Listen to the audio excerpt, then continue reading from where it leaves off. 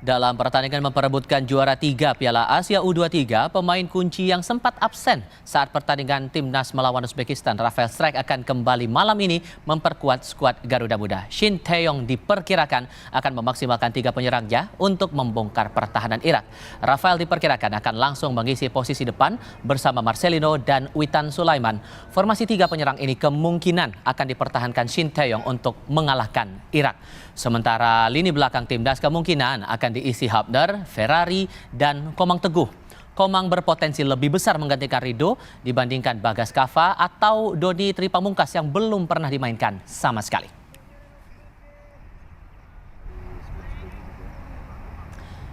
Iya, hari ini Indonesia akan berhadapan dengan Irak memperebutkan tempat ketiga Piala Asia U23 tahun 2024 sekaligus tiket untuk berlaga di Olimpiade Paris 2024. Bagaimana strategi timnas U23 menghadapi Irak malam nanti? Kami akan berdiskusi bersama dengan para narasumber.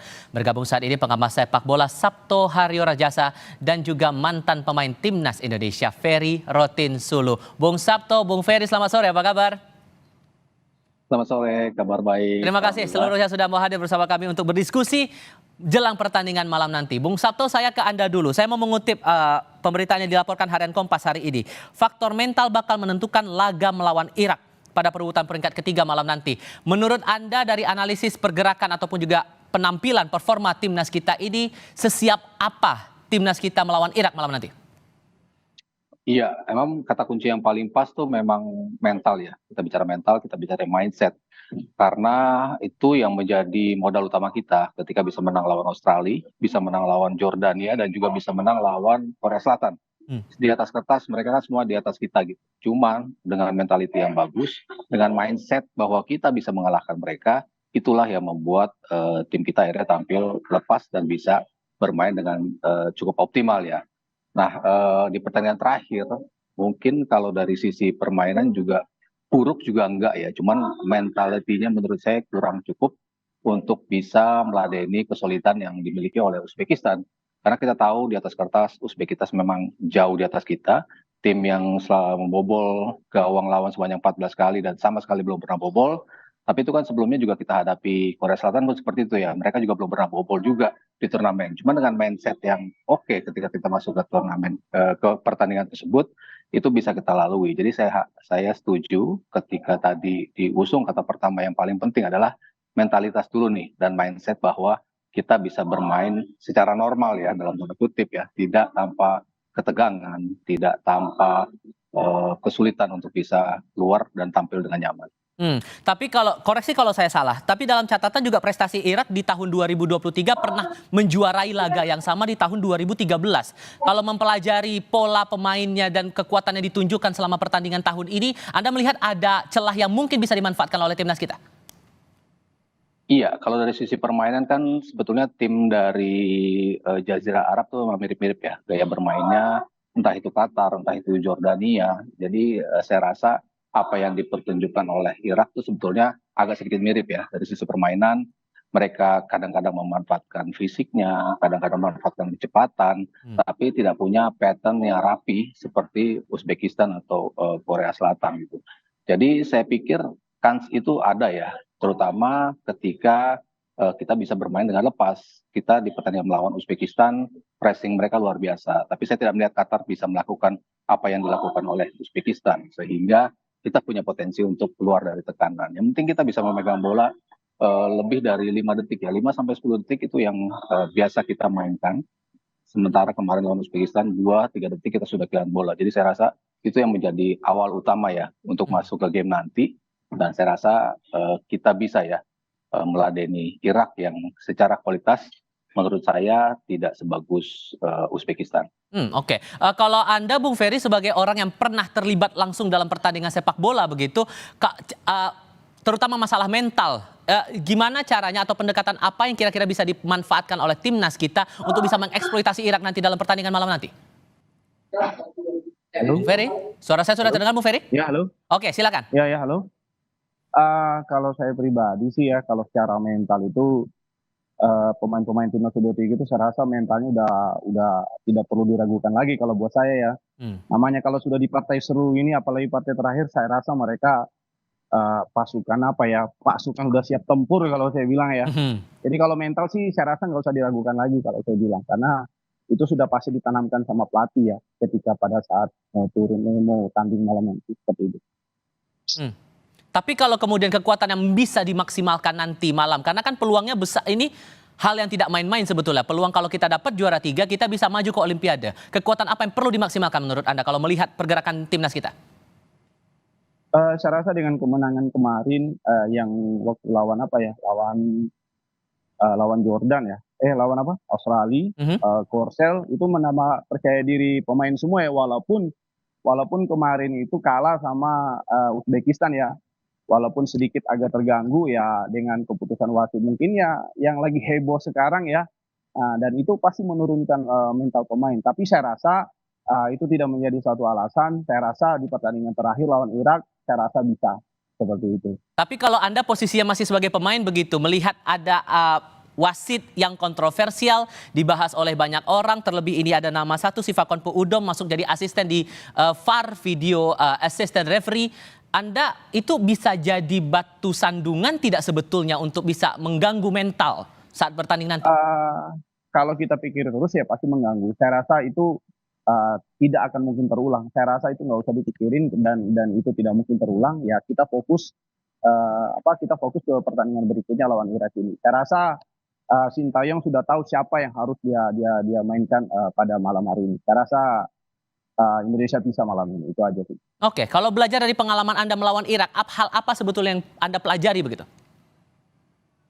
Timnas sekarang di era saya ya memang, berbeda ya masalah fisik ya kalau saya bilang ya. Karena Sintayong ini kan, benar-benar membentuk apa ya namanya, strength-nya itu lebih benar-benar difokuskan ke strength ya. Jadi, pemain itu ketika bermain 90 menit itu nggak ada yang apa namanya, nggak keteter kalau saya bilang seperti itu. Hmm. Heeh.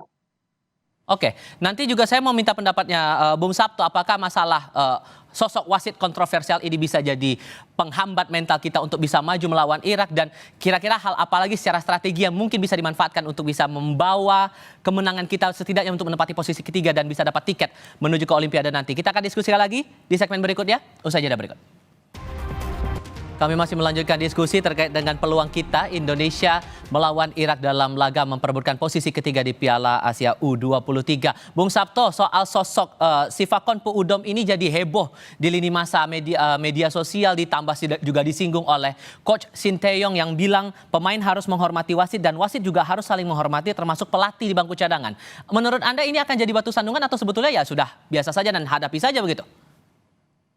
Harusnya kita harus segera melupakan ya insiden-insiden tersebut ya, karena kalau kita harus jujur, dengan melawan Korea Selatan pun kita kan dalam tanda kutip diuntungkan juga oleh wasit. Maksudnya putusan wasit itu benar dan pada saat itu memihak kita gitu. Gol yang dianulir itu kan mirip juga sebetulnya pemain Korselnya dianggap mengganggu proses terjadinya gol. Sementara itu yang terjadi pada Ramadan Sananta juga kan. Mhm. Proses dia dianggap mengganggu lahirnya menjadi gol. Lalu penalti dari Justin Hubner yang terakhir akhirnya harus diulang. Itu kan kalau tidak ada VAR juga, kita kan juga sudah tidak lolos di perempat final gitu. Jadi sebetulnya kita pernah diuntungkan juga dan kebetulan Ya. kemarin mungkin kita anggapnya kita tidak diuntungkan gitu. Jadi harus segera dilupakan itu. Yang lebih penting adalah bagaimana kita bermain sih. Karena kalau kita lihat Irak sendiri dikalahkan oleh Thailand, kemasukan 2 gol. Oke. Tajikistan kemasukan 2 gol. Dan juga lawan Arab Saudi mereka juga kemasukan. Jadi artinya tim ini tuh bisa dibobol dan Hmm. kita punya kemampuan untuk melakukan itu. Optimalisasi lemparan ke dalam Pratama Arhan jelas menjadi salah satu opsi. Lalu jarak antar pemain yang menurut saya terlalu jauh ketika melawan Uzbekistan itu Oke. harus kembali dimainkan dengan rapat sehingga kita bisa membangun serangan dengan nyaman. Saya rasa itu yang menjadi awal Hmm. dari besarnya potensi kita untuk bisa mengalahkan Irak. Ditambah tadi Rafael Strike sempat disebut sudah kembali, ini juga bisa dibilang sebagai kartu truf kita ya, Oke. di mana di awal-awal mungkin agak susah pergerakannya, tapi sekarang dia sudah bisa nyetel betul Baik. sebagai pemain nomor 9 kita. Oke, kita coba tinjau sekarang karena kan ini sudah dinantikan banyak orang, penonton kita juga menantikan pertandingan malam nanti, termasuk bakal ada nonton bareng juga yang bakal berlangsung di Gelora Bung Karno, Senayan, Jakarta. Kita akan tinjau semeriah apa di sana. Jurnalis kami Mario Sarung sudah bergabung saat ini dari GBK Senayan, Jakarta. Cerita lebih banyak soal keramaian di sana nanti dan yang terlihat sekarang, Mario.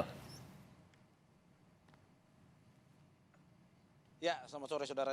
Di mana hingga saat ini memang sebenarnya pada pukul 21.30 waktu Indonesia Barat nanti baru akan dibuka pintu-pintu bagi para pendukung timnas yang ingin menonton pertandingan Indonesia versus Irak di Piala Asia U23 malam nanti. Tetapi sampai saat ini saudara memang sudah mulai terlihat sedikit ada yang datang para pendukung timnas. Ini bercampur dengan mereka yang berolahraga di Stadion Gelora Bung Karno. Selain itu juga saya akan memperlihatkan pada Anda saudara bagaimana ada dua layar besar. Sebenarnya ada 4 di sini saudara, tapi yang saya tunjukkan kepada Anda ada 2 layar besar yang ini dipersiapkan bagi para pendukung timnas untuk menonton Indonesia versus Irak malam ini. 2 layar besar ini berada di wilayah area Ring Road depan official Garuda Store. Selain 2 ini juga di belakang kami saudara, di tepatnya di depan Plaza Utara Gelora Bung Karno juga disiapkan 4 layar besar. Ini untuk menyambut euforia para pendukung timnas yang siap menonton, siap mendukung, dan siap memberikan sorak-sorakan pada malam hari nanti. Dan seperti yang saya sudah bilang tadi bahwa pertandingan akan mulai pada pukul 22.30 waktu Indonesia Barat. Tetapi sejam sebelumnya memang sudah dibuka bagi para pendukung timnas untuk datang memenuhi Gelora Bung Karno. Saudara, diprediksi malam ini akan ada ribuan penonton. Bahkan diprediksi lebih banyak dari pertandingan Indonesia versus Uzbekistan kemarin. Kenapa? Karena selain memperebutkan tempat ketiga, Indonesia jika menang versus Irak akan lolos secara otomatis ke Olimpiade Paris 2024. Sehingga diprediksi penonton pada malam hari ini, ribuan penonton akan memadati Stadion Gelora Bung Karno untuk menonton dan memberikan dukungan langsung kepada timnas Indonesia. Ini saya akan mencoba mencari salah satu pendukung timnas yang kemungkinan ada berolahraga di Gelora Bung Karno. Nah, ini ada salah satu pendukung nih. Selamat sore Mas. Ini lagi berolahraga, saya sorry nih udah ganggu lagi berolahraga. Kemarin saya ingin nanya dengan siapa sebelumnya? Zian. Mengikuti pertandingan timnas nggak selama di Piala Asia U23? Kemarin kebetulan mengikuti timnas juga sih. Berarti nobar atau nonton sendiri selama pertandingan ini? Nobar sama teman-teman. Oh, berarti nonton bareng bersama teman-teman ya, memberikan euforia juga, memberikan dukungan secara bersama-sama kepada timnas Indonesia. Mas, ini kan Gelora Bung Karno sebagai salah satu tempat yang disediakan untuk nobar nanti malam. Tertarik nggak untuk nonton di sini? Tertarik sih, cuma niatnya pengen nobar sama teman-teman, cuma nunggu kabar lagi aja sih. Oh gitu. Iya. Berarti kemarin sempat nobar waktu Uzbekistan, malam ini kemungkinan akan nobar juga tapi belum tahu tempatnya. Kemungkinan bisa di sini juga ya. Ada kemungkinan juga bisa nonton di sini. Oke. Karena Mas mengikuti. Ini kan permainan Indonesia lumayan ya kita bilang mengejutkan lah. Prediksi malam ini timnas Indonesia versus Irak di berapa, Mas?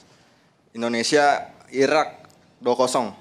Berapa? Indonesia 2. Indonesia 2, Iya. 2-0 ya. Iya. Berarti memang akan Indonesia optimis. Iya.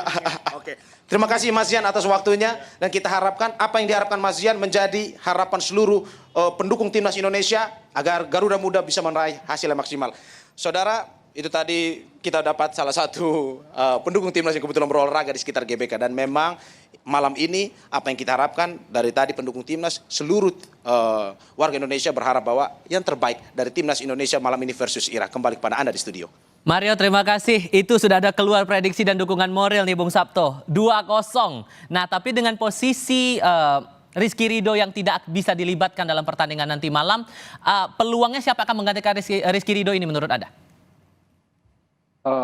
Kalau yang mainnya mirip sih memang sulit ya mencari yang permainannya sama gitu. Cuman kalau saya lihat mungkin Koman Teguh punya potensi untuk bisa comeback, masuk ke starting line up. Cuman mungkin posisi dia akan di kiri, sementara Ferrari tetap di kanan, dan di tengahnya justru Justin Hubner ya.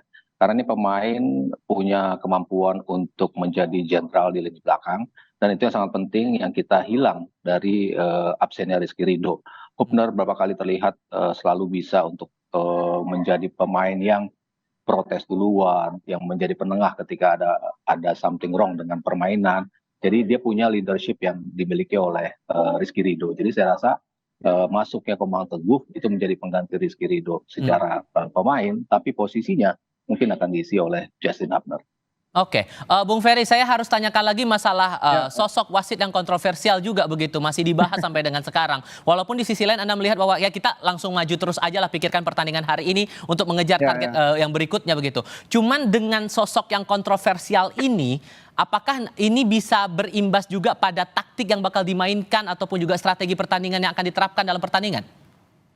Saya rasa kita nggak usah bahas lagi wasit ya, karena percuma juga. Ya kan, tidak mungkin terulang juga. Tapi ya kalau kan? dari pengalaman Anda itu juga berpengaruh tidak? Saya rasa enggak sih, saya rasa enggak. Jadi kita hanya memikirkan bagaimana kita memikirkan pertandingan berikutnya, apalagi ini sangat menentu ya, penentu banget lawan Irak ini. Saya rasa pemain semua tidak memikirkan itu pastinya. Dan pasti Coach Sintayong juga pasti memikirkan, pasti dia bicara sama pemain, kita nggak usah mikirin yang wasit lagi, pastinya kita memikirin bagaimana kita malam nanti meraih kemenangan. Pasti. Termasuk ke mental nggak? Karena kan kemarin sempat drop tuh. Saya rasa enggak lah. Kalau mental sih tergantung pemainnya semua sih. Saya rasa enggak lah. Sebagai pemain profesional itu biasanya ke wasit itu ya biasanya ada. Tapi ketika wasit itu memimpin lagi kan nggak mungkin. Pasti wasit lain yang memimpin lagi di pertandingan Irak ini. Seperti itu. Karena kemarin tuh ada yang Rasa nggak menganalisis setelah gol kita dianulir saat melawan Uzbekistan, performa kita langsung turun. Ada yang melihat demikian gitu. Itu Anda juga rasakan hal yang wajar saja sebetulnya atau gimana?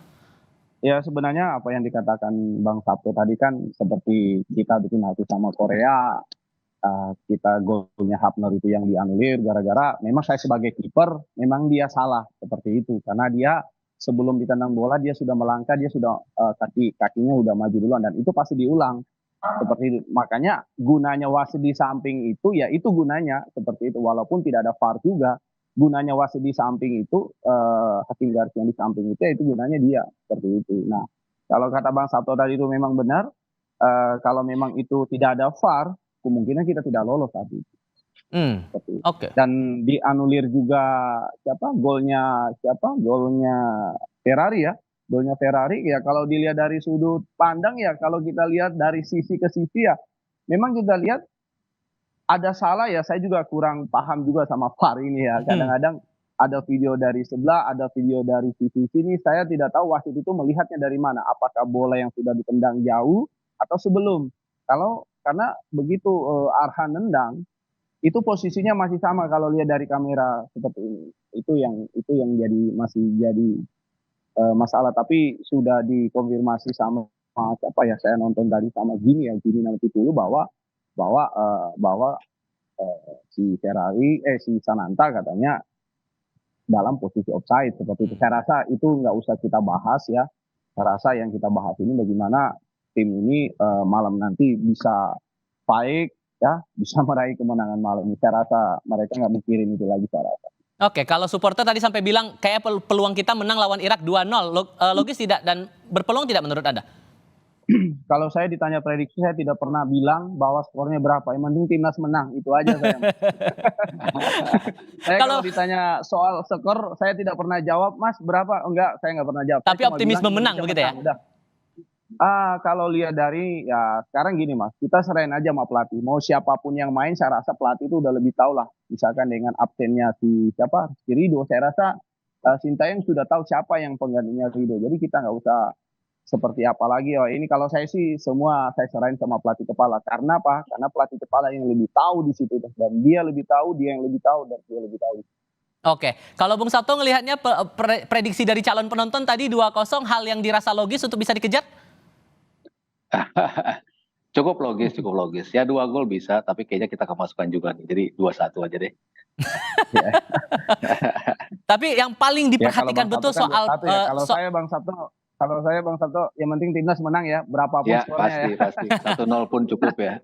Dan saya rasa semua dari kita juga berharap bisa menang karena ini tiketnya nggak main-main untuk langsung ke Olimpiade, pengalaman pertama kita juga begitu.